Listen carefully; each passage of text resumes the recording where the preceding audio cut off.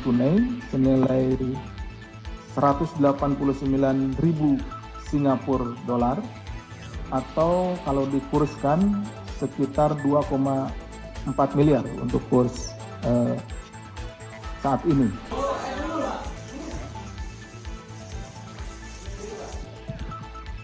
Jadi cukup ringkas ya, uang senilai 2,4 miliar ini dalam bentuk Singapura dolar.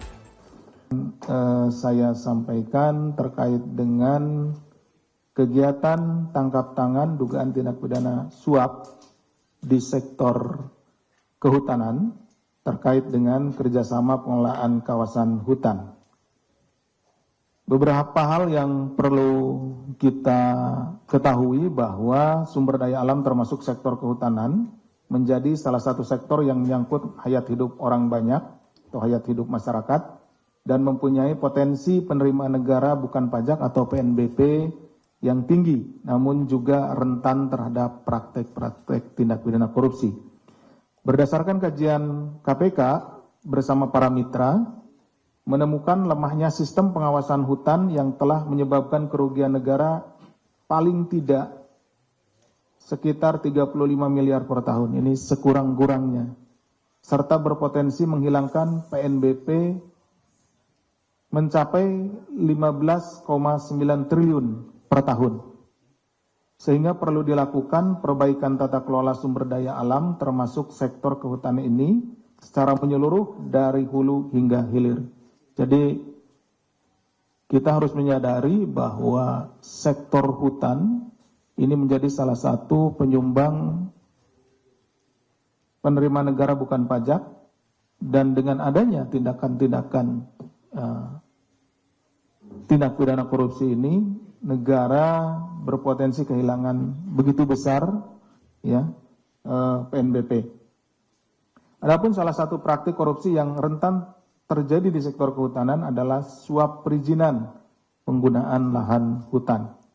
Sebagaimana temuan KPK dalam penyelidikan tertutup atau kegiatan tangkap tangan kali ini.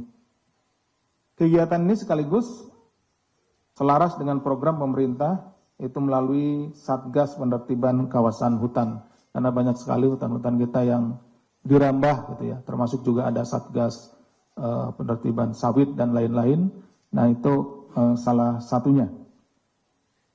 Bahwa pada hari Rabu tanggal 13 Agustus 2025 atau kemarin, KPK melakukan kegiatan tangkap tangan dugaan tindak pidana korupsi berupa suap pada sektor pengelolaan kehutanan terkait dengan kerjasama pengelolaan kawasan hutan. Dalam kegiatan tangkap tangan tersebut, KPK mengamankan 9 orang dari 4 lokasi yang berbeda. Di Jakarta diamankan 6 orang, yaitu DIC, Direktur Utama PT INH, kemudian RAF,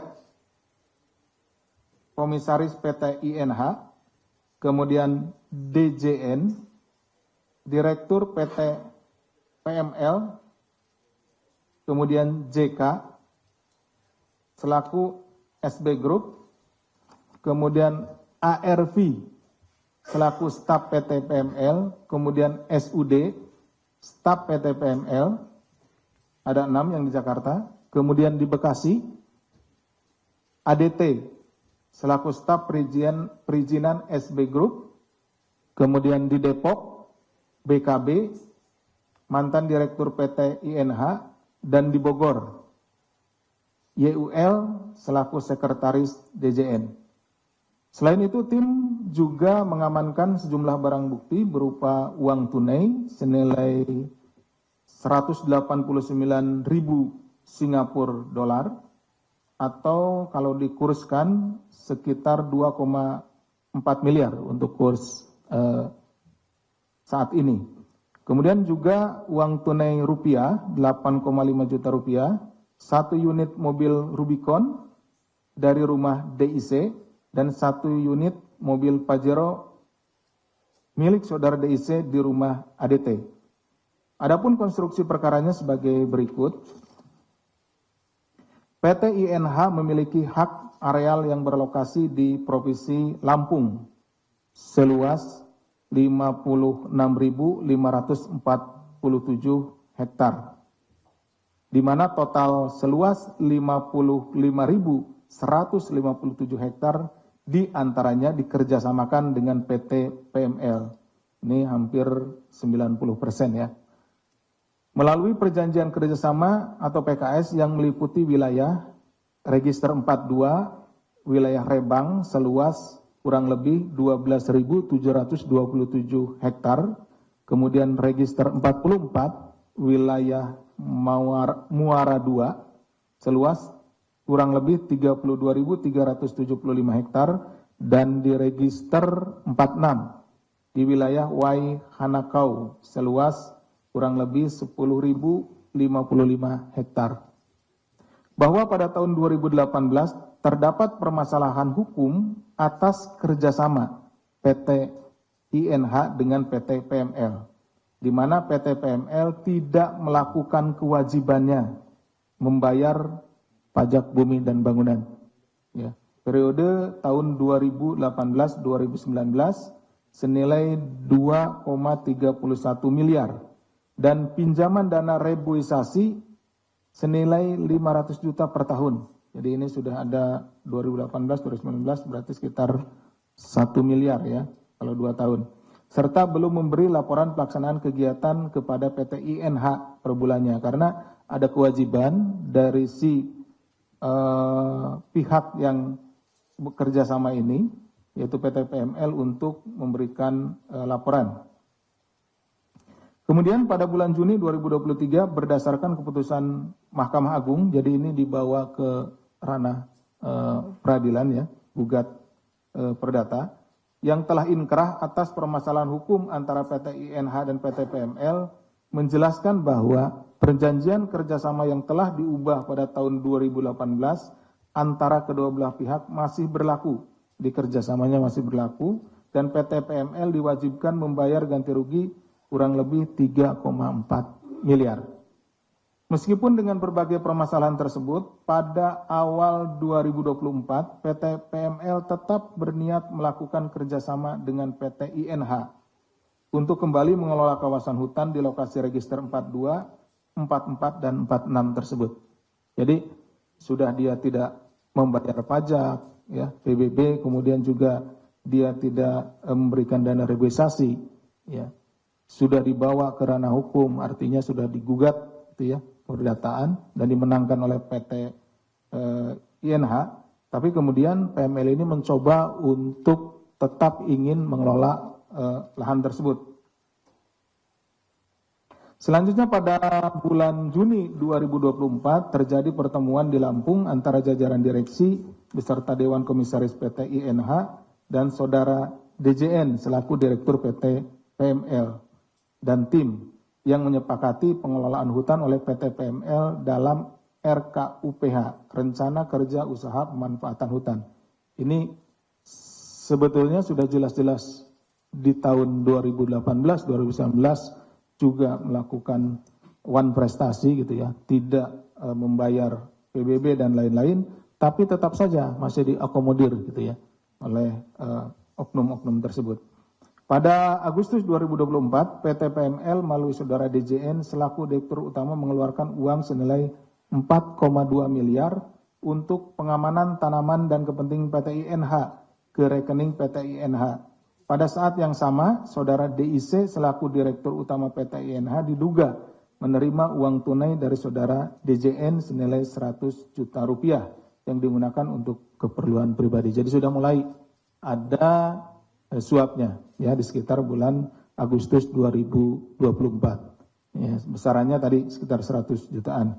Selanjutnya pada November 2024, saudara DIC menyetujui permintaan PT PML terkait perubahan RKUPH yang terdiri dari pengelolaan hutan tanaman seluas 2.619,40 hektar di wilayah Register 42 dan kemudian pengelolaan hutan tanaman seluas 669,02 hektar di wilayah Register 46. Jadi ada penambahan keluasan ya, luasan lahan untuk dikerjasamakan. Pada bulan Februari 2025, Saudara DIC menandatangani rencana kerja tahunan atau RKT PT INH yang di dalamnya juga mengakomodir kepentingan PT PML. Selanjutnya, Saudara DJN meminta Saudara SUD membuat bukti store yang direkap dengan nilai 3 miliar dan 4 miliar rupiah dari PT PML ke PT PNH. Hal ini membuat laporan keuangan dari INH berubah dari merah ke hijau. Jadi karena adanya uang masuk, ya perusahaan INH ini kan anak perusahaan ya dari Perhutani. Jadi Unhutani 5 ini pembukuannya menjadi hijau gitu ya. Karena ada uang masuk rekapan senilai 3 dan 4 miliar, jadi 7 miliar. Dan membuat posisi Saudara DIC menjadi aman. Jadi ada evaluasi terhadap kinerja dari perusahaan ini, BUMN ini. Nah karena ada uang masuk berarti ada menunjukkan bahwa ada kinerja sehingga Saudara DIC selaku direktur dari PT Inhutani 5 ini tidak jadi mutasikan, jadi dipindah gitu ya, seperti itu. Jadi aman. Saudara SUD lalu menyampaikan kepada Saudara DJN bahwa PT PML sudah mengeluarkan dana kurang lebih 21 miliar kepada PT INH untuk modal pengelolaan hutan. Ini yang penting, pada bulan Juli 2025 terjadi pertemuan antara Saudara DIC dan Saudara DJN. Tadi DIC ini mewakili atau Direktur Utama PT INH, sedangkan DJN adalah Direktur PT PML di lapangan golf di Jakarta, di mana Saudara DIC meminta mobil baru. Nah, ini DIC ini, PMH ini, Direktur INH ini minta mobil baru kepada DJN. Kemudian DJN menyanggupi keinginan Saudara DIC untuk memilih satu mobil baru tersebut. Kaitannya apa? Kaitannya tadi dengan penambahan luasan ya, pengelolaan hutan tanaman seluas 2.619 di wilayah register 42 dan 669,02 di wilayah register 46. Itu ya, seperti itu. Kemudian pada bulan Agustus 2025, Saudara DJN melalui Saudara ADT menyampaikan kepada Saudara DIC bahwa proses pembelian satu unit mobil baru seharga 2,3 miliar. Jadi mobilnya itu seharga 2,3 miliar. Telah diurus oleh Saudara SDN dan Saudara DJN. Pada saat bersamaan Saudara ADT mengantarkan uang senilai 189.000 Singapura dolar dari Saudara DJN untuk DIC ke kantor Inhutani ya, INH. Jadi 2,3 ini itu dikonversi dengan uang Singapura dolar, itu 189.000 Singapura dolar. Bahwa selanjutnya Saudara DJN melalui Saudara ARP menyampaikan kepada Saudara DIC bahwa pihaknya telah memenuhi seluruh permintaan DIC, termasuk pemberian kepada salah seorang komisaris PT INH. Jadi selain tadi minta mobil, juga minta yang lainnya. Minta supaya juga diberikan kepada salah seorang komisaris sejumlah ya pemberian ya, itu kepada komisaris PT INH. Atas rangkaian peristiwa tersebut, pada tanggal 13 Agustus 2025, tim KPK kemudian mengamankan 9 orang ya, termasuk Saudara ADT di Bekasi, beserta barang buktinya 1 unit kendaraan roda 4 dan Saudara DIC di Jakarta dengan barang bukti uang tunai senilai 189.000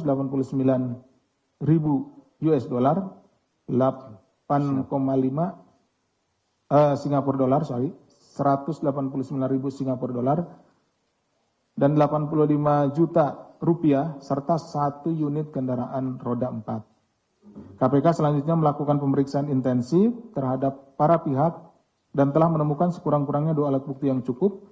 Kemudian KPK menaikkan perkara ini ke tahap penyidikan dengan menetapkan 3 orang sebagai tersangka, yaitu DJN selaku Direktur PT PML, kemudian ini dan ADT ini selaku staf perizinan SB Group, ini selaku pemberinya. Kemudian DIC selaku Direktur Utama PT INH, ini selaku penerimanya. Atas perbuatan saudara DJN dan ADT sebagai pemberi, diduga melakukan perbuatan tindak pidana korupsi sebagaimana diatur dalam pasal 5 ayat 1 huruf A atau huruf B kecil atau pasal 13 Undang-Undang Pemberantasan Tindak Pidana Korupsi, junto pasal 55 ayat 1 ke 1 KUHP. Sedangkan saudara DIC sebagai penerima diduga melakukan perbuatan tindak pidana korupsi sebagaimana diatur dalam pasal 12 huruf A kecil atau B kecil atau pasal 11 Undang-Undang Pemberantasan Tindak Pidana Korupsi.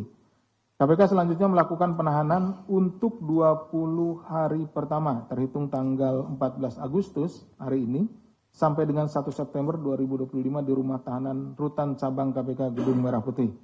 KPK menyampaikan terima kasih kepada seluruh masyarakat dan pihak-pihak yang telah mendukung penanganan perkara ini, sekaligus mendorong upaya-upaya penjagaan tindak pidana korupsi pada sektor sumber daya alam, termasuk juga sektor kehutanan. Demikian yang bisa saya sampaikan.